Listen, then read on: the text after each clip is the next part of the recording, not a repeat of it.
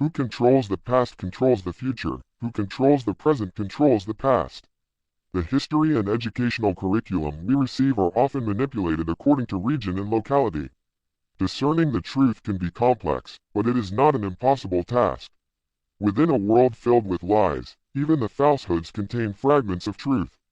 In this particular moment, we will delve into the conspiracy theory of Tartaria, as it holds significant relevance to the pursuit of truth. The proponents of the Tartaria conspiracy theory believe in the existence of an advanced global civilization that was wiped out by a catastrophe, specifically mudfloods, resulting in the modern inhabitants merely occupying their buildings. While this concept has enticed many with its allure of extravagance, there are still elements of truth within this theory. The origins of the idea of Tartaria can be traced back to the CIA document RDP 78027710002000900026, titled National Cultural Development Under Communism. On page 9, in the last paragraph in the final few lines, it states, "The Great Soviet Encyclopedia, in an early edition published before systematic rewriting of history began, described him as the leader of the national liberation movement of the Caucasian mountain peoples, which was directed against the colonial policy of Tsarist Russia." This reference highlights the systematic manipulation of history to enforce forced assimilation of various groups such as the Tatars of Volga, Muslims, Turks, and Tatars of Transcaucasia with lies about who are heroes and villains. The document acknowledges the tactic of altering history to manipulate the perception of past heroes and is in reference to the historical figure Imam Shamil and the end of the Caucasian War in 1864 and others. Now, why does the idea of Tartary persist? This part may be familiar to many. Marco Polo, the renowned Italian merchant and explorer who lived from 1254 to 1324, sheds light on this matter.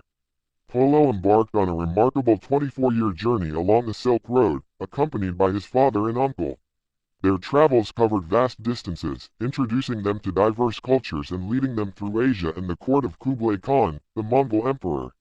Throughout his explorations in Central Asia, there were locations referred to as Tartary or Tatarstan. These regions encompassed parts of modern-day Russia, Mongolia, and China, inhabited by Turkic and Mongolian tribes. For Europeans at the time, these were some of the first insights into these areas. Polo also referred to China as Cathay and Japan as Cipangu or Cipango. For Tartary the R was added to correlate to Tartarus of lore for Tatars.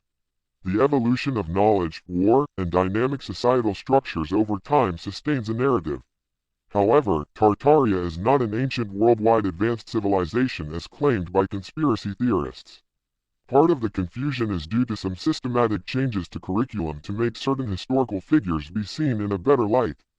Compare Marco Polo with another Italian explorer, Christopher Columbus, originally known as Cristoforo Colombo. In 1492, sponsored by the Catholic monarchs of Spain, Columbus set sail in search of a new trade route to the lands mentioned by other explorers, landing on the Caribbean islands and encountering the Taino people.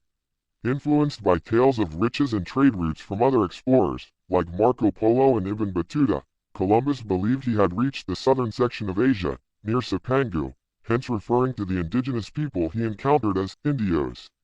Cipangu is mentioned in his journal as another destination after landing because he authentically did not know where he was. Importantly, the events leading up to Columbus's expeditions were marked by significant historical occurrences. Ferdinand and Isabella, the Catholic monarchs of Spain, had recently expelled the Moors, people from Mauritania, Jewish people, and Muslims from their country through the Reconquista, Crusades, and the Spanish Inquisition.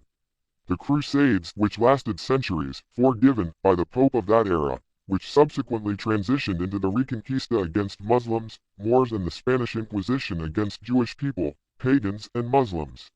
This period was rife with death and religious persecution targeted at Jewish people, Muslims, Moors, and various others.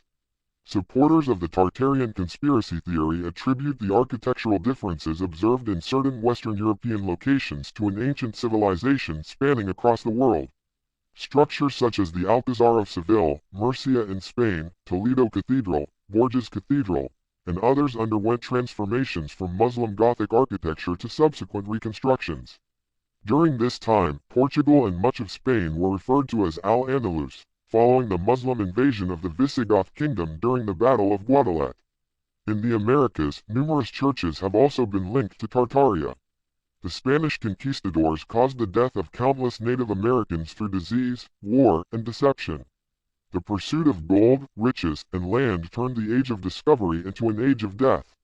Spain made considerable efforts to convert the indigenous populations of the Americas to Christianity, constructing mission churches as a means to prevent colonization by other nations and exert control through forced assimilation. In response to frequent attacks on these churches by people resisting conversion, many of the mission churches were fortified. It is worth noting that the spread of Christianity through conquest was not limited to the Americas.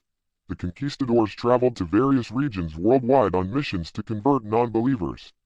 Mudfloods. The most controversial portion of the conspiracy can be seen in locations around the world where seemingly cataclysmic events have happened.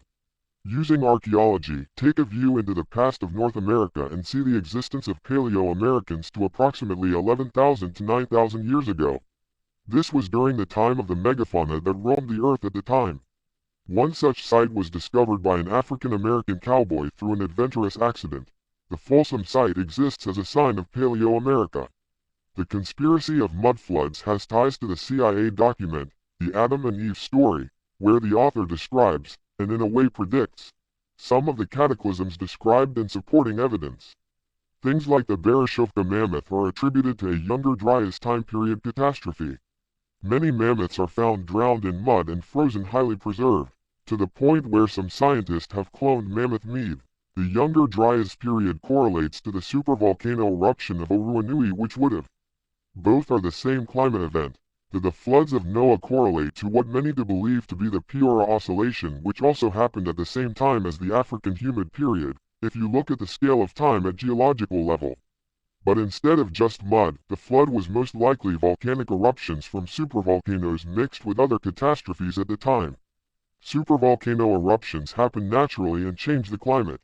The Year Without Summer of 1815 is a recent example of a stratovolcano that caused catastrophe and flooding. Supervolcano eruptions have marked the landscape even until modern times, and if one were to erupt, it would be significantly more catastrophic than A Year Without Summer. The Adam and Eve Story by Chan Thomas attributes the biblical creation story to an after-cataclysm event approximately 11,500 years ago, which can be true when looking at humanity that existed in Paleo-American times. During the African humid period, it is alleged that the Sahara Desert itself was more tropic. Ancient historian and geographer Herodotus speaks of a greener Sahara from past tales. There is a geological anomaly in the Sahara. The Richthofen structure, studied in the 1960s but known by local tribes before. It is located in the Adjura Plateau in Mauritania, also known as the Eye of the Sahara. It is a location of mystery, and the most fringe conspiracy theorists consider this the Atlantis spoken of by Plato. The exact timing is hard to determine, but it could be a severe impact or closed volcano within the millions of years old. The list of reasons in the Adam and Eve story is extensive, and this only touches upon a few. All these correlate to show how climate changes dynamically. Humanity is contributing to eons of geological calculations changing the current climate. It is unknown what the result will be. Tartaria or Tartary isn't a worldwide civilization that spanned the continent per se, but it is the observation from multiple people that there is a mystery in the history we are taught. The purposeful lack of knowledge created to keep the populace focused on arbitrary things like billionaires and subs instead of the world around them with real situations. Real catastrophe in real places, environmental and man-made. Thank you for watching. If you liked this video, please leave a like, follow, subscribe, donate, or whatever. Feel free to fact check. This is for informational purposes and is not aimed towards any particular entity. Peace and love.